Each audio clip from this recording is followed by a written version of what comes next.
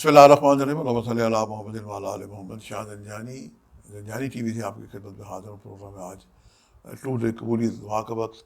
آج 22 جون اور جمعرات کا دن ہے، بہت ہی پیارا خوبصورت دن ہے۔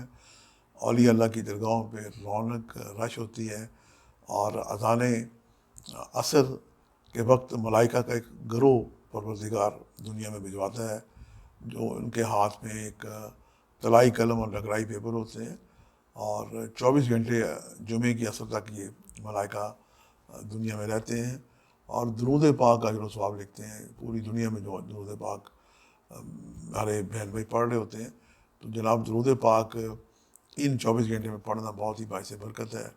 اور جناب پھر اذان مغرب سے عالم برزخ سے ارواح جاتی ہیں اور شب جمعہ شروع ہو جاتی ہے۔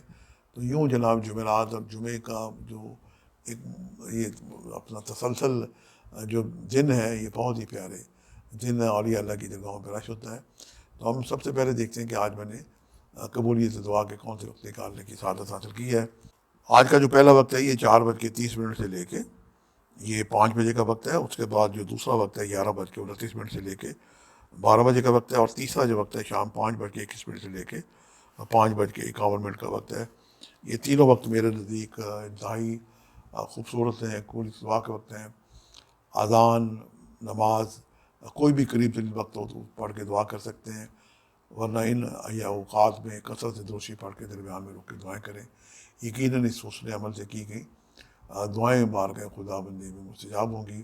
آج کا جو صدقہ ہے، نظر نیاز ہے، زرد رنگ کی، زعفرانی رنگ کی جتنی بھی چیزیں آپ زردہ بنا سکتے ہیں، زعفرانی یا زرد رنگ کا حلوہ بنا سکتے ہیں، لڈو، پتیسا، اگر کوئی بھی زعفرانی زرد رنگ کی چیزیں ہوں تو ان کا صدقہ نظر نیاز دینا باعث برکت ہے۔ اور اللہ تعالیٰ کے ایک نام ہے یا ثوابو، اس کے نام کی عدد ہے جناب 409۔ آج کا اسم اعظم جو ہے یہ اللہ تعالیٰ کا ایک نام ہے یا ثوابو۔ اللہ کو توبہ بڑی پسند ہے۔ آج ہی کے دن حضرت آدم علیہ السلام کی ہمارے جلد کی توبہ قبول ہوئی تھی۔ اسم اعظم ہے، اس کے نمبر ہیں 409۔ صبح کی نماز کے بعد، نماز شب کے بعد، کسی بھی نماز کے بعد 409 دفعہ بالآخر 11 مرتبہ درود پڑھ کے پروردگار سے اپنے کردہ نہ کردہ گناہوں کی معافی مانگے۔ معاف کرنے والی ذات ہے، اور یہ صرف جذبہ جو ہے فرشتوں کو میسر نہیں ہے کہ ان سے غلطی کوئی نہیں ہوتی۔ ہر انسان غلطی کا پتلا ہے، کسی نہ کسی وقت اس سے غلطی سرزد ہو جاتی ہے، ماں سوائے 4 معصومین، اور جو معصوم ہیں ان سے غلطی نہیں ہوتی۔ تو بہرحال ہمیں اپنی غلطی کی، خطاؤں کی معافی مانگنی چاہیے۔ اور علامہ اقبال کی ایک ربائی ہے کہ تو غنی از ہر دو عالم من فقیر، عذر خواہ روض بحشر من پذیر، بار صابم رات و بینی ناگزیر، از نگاہ مصطفیٰ پنہا بگیر۔ پروردگار، یہ جو اقبال ہے، جو بالا ہے، اس نے زندگی میں بے پناہ گناہ کیے ہیں، اور یہ ممکن نہیں ہے کہ تم حساب مانگے اور میں کوئی عذر پیش کر سکوں، لیکن میں چونکہ امتی ہوں محمد مصطفیٰ صلی اللہ علیہ وسلم کا، میرا نامہ مال کو سرکار دو عالم کے آگے پیش نہ کیا جائے، تاکہ میری وجہ سے انہیں کوئی کسی جگہ کی شرمندگی نہ ہو۔ کیا ان کا تخیل ہے۔